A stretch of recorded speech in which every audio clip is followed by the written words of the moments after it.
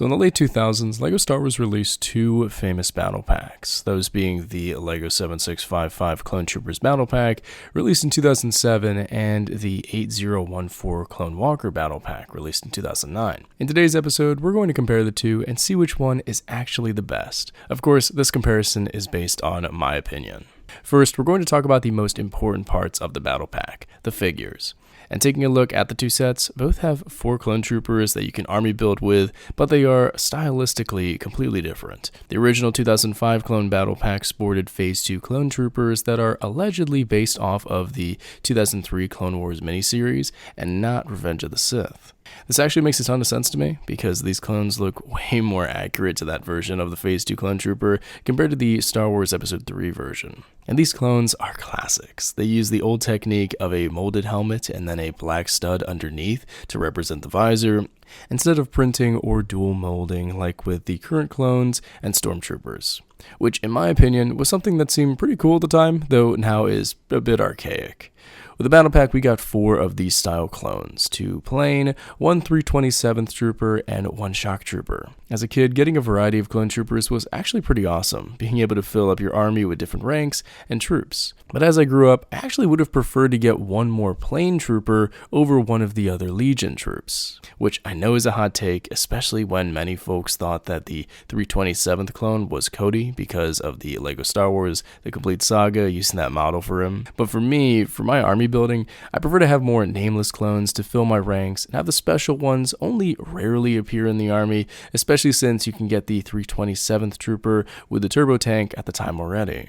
But the 327th trooper is still quite good and accurate given when it was made. The shock trooper is also great. He had a black belt as compared to the AT-AP that released around that time, with shock troopers sporting white belts, which was probably for consistency's sake, and consistent these clones were. They sported the new blasters at the time, with one getting a rifle and another getting binoculars, so some nice accessories for the troops. Comparing that to the 2009 Clone Battle Pack though, this is where things really change. The 2009 Clone Battle Pack is what many would consider the prime and possibly the most successful LEGO set at the time, or even ever. It sparked the explosion that was custom clone making with its accessories, and so many YouTube channels popped off from the set alone. It featured 3 identical plain clone troopers based on the 2009 Clone Wars series and 1 clone gunner. These clone troopers, in my opinion, far outclassed the 2007 version for so many reasons. The printed on visor, the helmet accessories, the style, the dual pistols, everything about this clone screams honestly perfection at its time.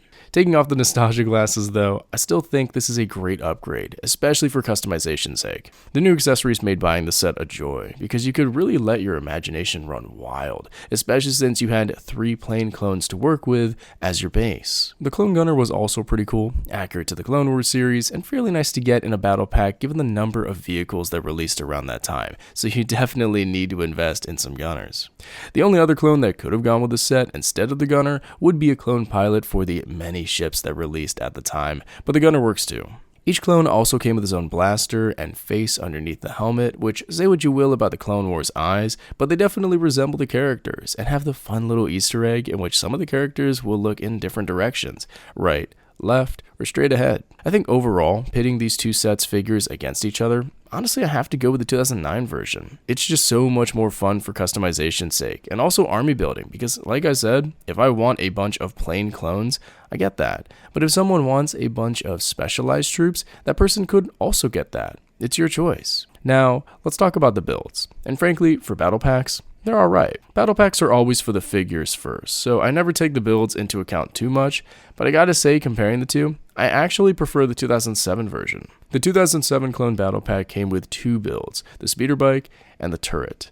We'll start with the speeder bike, and it's alright. Fits 2 clones with blasters up at the front and a turret at the back. It works for what it is, and is a nice addition to your collection. The other build, on the other hand though, the turret, I really like. It sports this unique piece up in the front that I don't think any other set has, and it just looks quite good. It kind of reminds me of the OG Battlefront 2 turret found in some levels, and I really like its look. Going to the 2009 Battle Packs build, it's just one walker that sort of resembles the AT-RT pretty well. That's what LEGO was going for, and I really do like this build too. The articulation of the legs and the flick fire missiles make it so the walker has a few play features, and when I was growing up, the alt builds for this thing were really awesome. So it's got some things going for it, but I feel like the walker, given it's not a minifig scale ATRT and doesn't look that great, it's good, but not great. The 2007 Battlepack build takes the cake. But the thing is, how often are you actually going to buy battle packs for the build? Not too often, I'd say. Despite liking both of the builds of the battle packs, with the 2007 set taking just the slightest lead in the last section, the figures are more important to the overall value of the battle pack. And I gotta give it to the 2009 version for that. It's the Clone Golden Age Battle Pack that started the amazing Clone Wars wave, has a ton of customization, and a good enough build, while the 2007 version comes in second, but still definitely a good set nonetheless. So that was my comparison of the 2007 Clone Battle Pack to the 2009 version. What do you think? Do you have any other LEGO sets you'd like for me to compare? Let me know, and thanks for watching.